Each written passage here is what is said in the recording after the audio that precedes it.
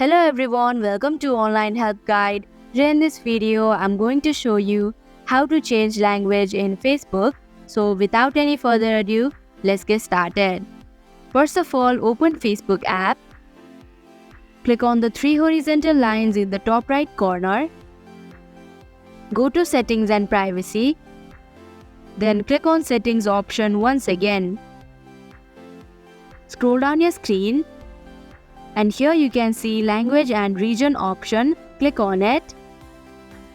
Now click on the word English (UK) under App Language option.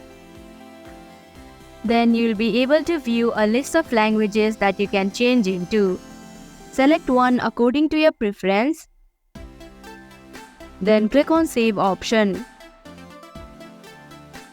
And that is how you can change language in Facebook.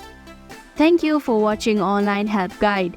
Hope this video was helpful. If it was, hit the like button and comment down if you have any questions or feedback. Also, if you are new to our channel, subscribe and hit the bell icon so that you don't miss our upcoming videos.